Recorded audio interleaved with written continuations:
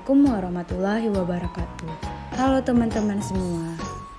Perkenalkan, kami dari kelompok 4A yang beranggotakan Hairun Nisa Nurul Aulia Harahap, Nabila Riyadi, Sandra Fitri Anjani, dan Maria Afrianti.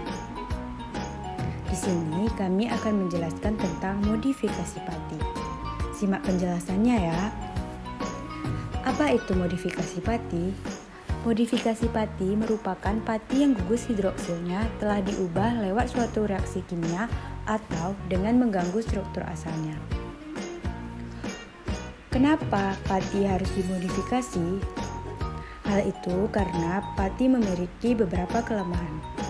Antara lain, tidak tahan panas dan asam, viskositas dan kemampuan membentuk gel yang tidak seragam, tidak tahan gesekan dan pengadukan, kelarutan yang terbatas pada air, dan terjadinya proses retrogradasi dan sineresis pada pati alami yang sering tidak dikehendaki. Apa saja sih metodenya? Yang pertama ada modifikasi kimia, lalu modifikasi fisik, modifikasi biologi, modifikasi enzimatis, dan modifikasi kombinasi. Modifikasi kimia. Pada modifikasi kimia, ada metode cross-linking atau ikat sila. Metode ini menggunakan cross-linking agents atau senyawa kimia yang akan membentuk jembatan atau ikatan kovalen di antara gugus hidroksil pada molekul pati.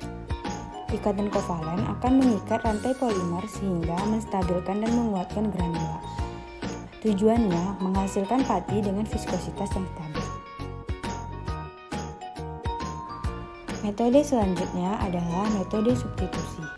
Metode substitusi menghasilkan pati tersubstitusi. Pati ini dibuat dari pati dalam bentuk granula. Hasil dari metode substitusi adalah dapat mencegah retrogradasi, meningkatkan kapasitas mengikat air, menurunkan suhu gelatinisasi, dan mengubah kejernihan pasta. Selanjutnya yaitu adalah metode esterifikasi, di mana granula pati diesterkan dengan grup asetat dengan mensubstitusikan gugus hidroksil pati dengan gugus asetat. Sifat dari pati jenis ini yaitu suhu gelatinisasi yang rendah, stabilitas pada suhu tinggi, memiliki kejernihan yang lebih baik, lebih tahan atau resisten terhadap retrogradasi, dan memiliki viskositas yang lebih tinggi. Selanjutnya yaitu adalah oksidasi pati, di mana modifikasi pati dengan oksidasi diperoleh sifat pati sebagai berikut. Yang pertama, gel mempunyai tingkat kejernihan yang tinggi, mempunyai tingkat regangan yang rendah, berat molekul yang rendah, serta viskositas yang rendah. Selanjutnya yaitu metode hidrolisis yang terdiri dari dua hidrolisis asam dan hidrolisis enzim. Untuk hidrolisis asam, proses hidrolisa asam pada pati menggunakan senyawa asam sebagai katalis. Jenis asam encer yang biasanya digunakan untuk hidrolisis ini adalah HCl encer. Untuk hidrolisis enzim, hidrolisis ini dapat terjadi karena alfa amilase dapat mendegradasi granula pati. Ukuran granula dapat mempengaruhi kecepatan hidrolisis. Karena semakin kuat permukaan, maka semakin besar jumlah alfa amilase yang terabsorpsi, maka hidrolisis akan semakin cepat dan presentasi hidrolisis akan semakin tinggi.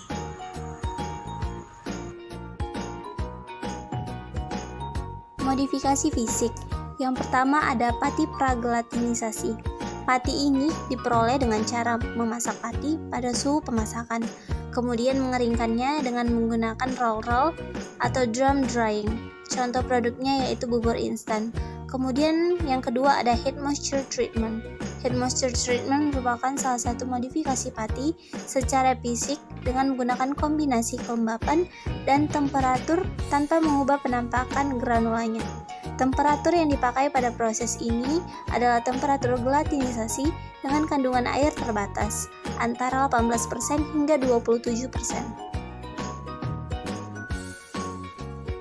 Modifikasi enzimatik.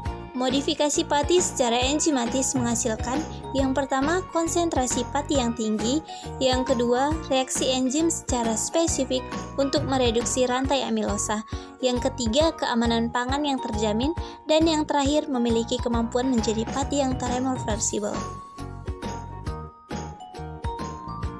Selanjutnya, modifikasi biologi. Istilah lain untuk modifikasi biologi adalah fermentasi. Modifikasi ini dilakukan dengan pemanfaatan mikroba. Salah satunya adalah bakteri asam laktat.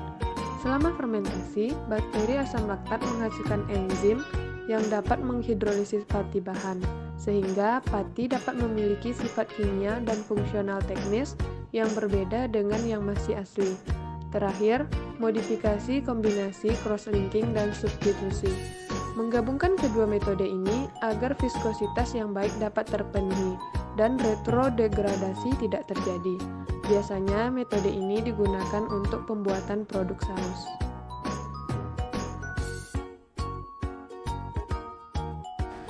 Terima kasih telah menonton video ini. Semoga ilmunya bermanfaat untuk teman-teman semua.